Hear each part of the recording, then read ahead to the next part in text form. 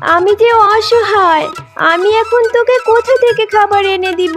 তুই আমি তোকে ভালোই ভালোই বলে দিচ্ছি, তোর সব জাদু শক্তি আমাকে দিয়ে দে, তা না হলে খুব খারাপ হবে বলে দিচ্ছি। শিয়ালিনী সেখানে চলে যায় এবং তান্ত্রিককে এক লাথি মেরে আগুনে ফেলে দেয়। বাঁচা বাঁচা আমায়। এই নাও জাদুর তরমুজ বাড়ি।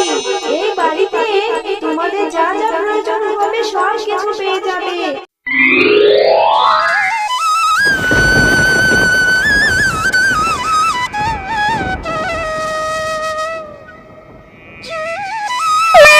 আমার খুব ভয় করছে মা, বাইরে জোরে জোরে বিদ্যুৎ চমকাচ্ছে। আচ্ছা মা, এই বৃষ্টিতে বন্যা হবে না তো? আমাকে ভাসিয়ে নিয়ে যাবে না তো? মা, তুমি আমাকে শক্ত করে ধরে রাখো। তুই ভয় পাস না রে জিয়া, তোর কিচ্ছু হবে না। তোর মা তোর সাথে আছে, তুই এখন ঘুমিয়ে পড় মা। ঠিক আছে মা, আমি এখন তাহলে ঘুমিয়ে পড়ি।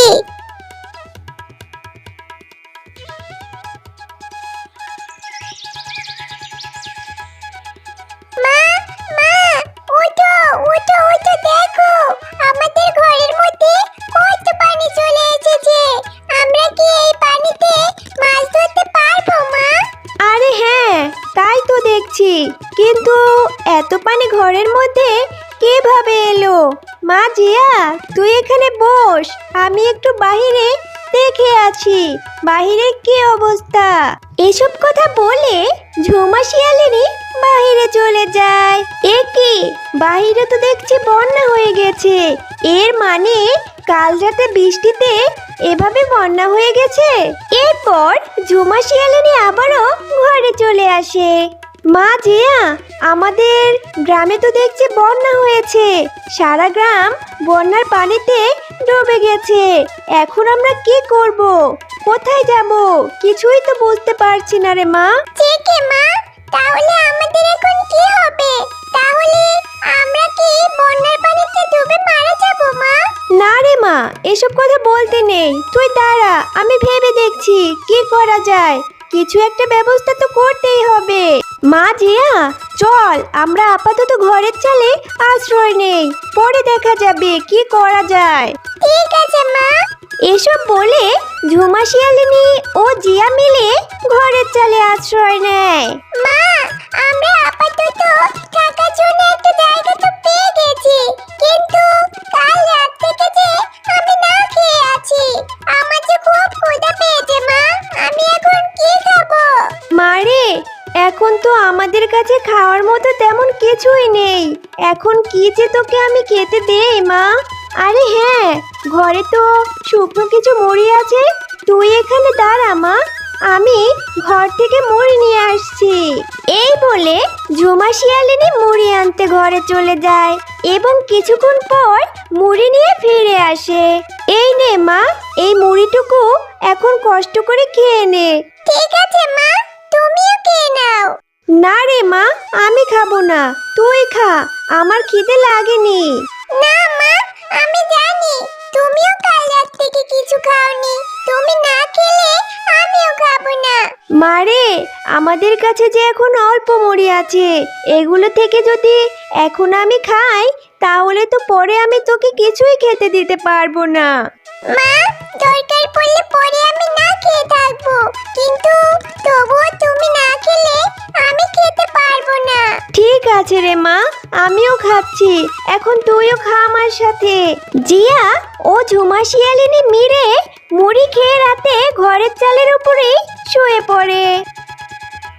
এভাবেই সেই রাতটা কেটে সকাল হয়ে যায়। মা, মা, দেখো আমাদের উঠানে কে যেন একটা নৌকা বেঁধে রেখেছে।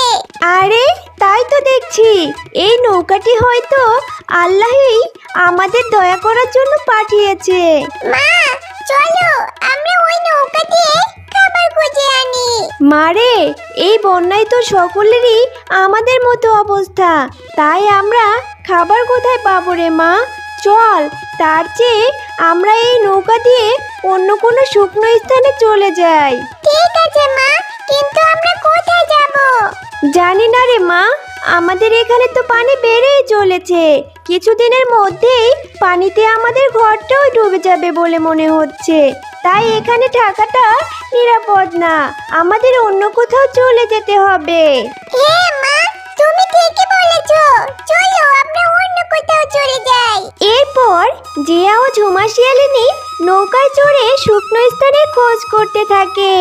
মামা, 2 দিন ধরে তো নৌকায় ভাসছি, এখন পর্যন্ত তো কোনো শুকনো জায়গা খুঁজে পেলাম না। আর এদিকে খিদের জ্বালায় আমার পেট চলে যাচ্ছে। তুমি কিছু একটা করো মা, তা না হলে যে আমি না খেতে পেরে মরে যাব। মারে, আমি যে অসহায়, আমি এখন তোকে কোথা থেকে খাবার এনে দিব? তুই আরো একটু ধৈর্য ধর মা। আল্লাহ তাআলা নিশ্চয়ই আমাদের জন্য কোনো না কোনো একটা ব্যবস্থা ঠিক করে দেবে।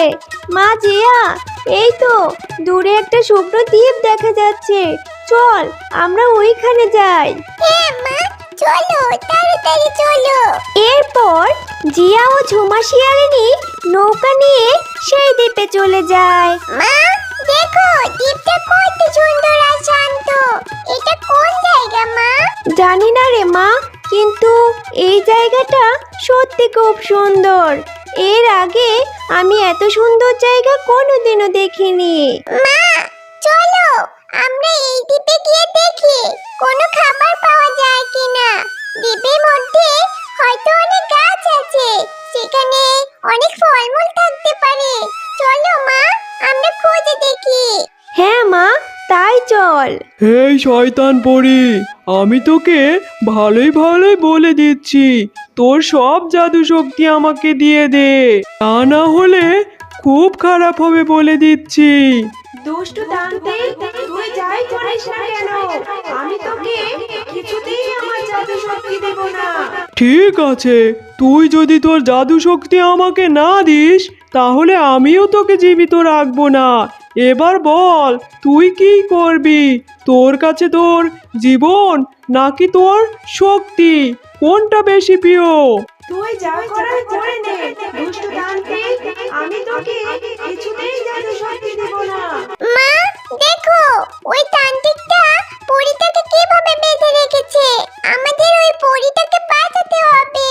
হ্যাঁ রে মা, তুই ঠিকই বলেছিস, আমাদের পরীটাকে বাঁচাতে হবে। তুই এখানে দাঁড়া মা, আমি কিছু একটা করছি। হ্যাঁ মা, যা করে তাড়াতাড়ি করো। এরপর ঝুমা শিয়ালিনী সেখানে চলে যায় এবং তান্ত্রিককে এক লাথি মেরে আগুনে ফেলে দেয়। এটা তুই কি করলি? আমার সারা শরীর পুড়ে যাচ্ছে, আমাকে ছেড়ে দে, আমি আর কোনোদিন এমন করব না। বাঁচা বাঁচা আমায়। তোমাদের অনেক অনেক ধন্যবাদ, তোমরা আমার জীবন বাঁচিয়েছো। আজ তোমরা এখানে এসে আমাকে না বাঁচালে অনেক বড় অঘটন ঘটে যেত। কিন্তু তোমরা এই নির্জন দ্বীপে কি করে এলে? এরপর ঝুমা শিয়ালিনী পরীকে তাদের সাথে ঘটে যাওয়া সব ঘটনা খুলে বলে। তোমাদের এসব কথা শুনে আমার খুব মায়া হচ্ছে। তোমরা যেহেতু আমার জীবন বাঁচিয়েছো, তাই আমিও তোমাদের উপকার করতে চাই। এই নাও জাদুর তরমুজ বাড়ি, এই বাড়িতে তোমাদের যা যা প্রয়োজন হবে সব কিছু পেয়ে যাবে। এখানে তোমাদের কোনো অভাব হবে না। তোমাকে অনেক অনেক ধন্যবাদ পরি, তোমার এই ঋণ আমি কোনোদিনও ভুলবো না। মা এখন থেকে তো আমাদের আর কোনো কষ্ট নেই। আমরা এখন থেকে এই জাদুর তরমুজ ঘরেই থাকতে পারবো। এরপর জিয়া ও ঝুমা শিয়ালিনী সুখে শান্তিতে তরমুজ বাড়িতে থাকতে শুরু করে। বন্ধুরা, আমাদের গল্পটি তোমাদের কাছে কেমন লাগলো? যদি ভালো লেগে থাকে তাহলে আমাদের চ্যানেলটি এখনই সাবস্ক্রাইব করো আর বেল আইকনটি অন করতে ভুলো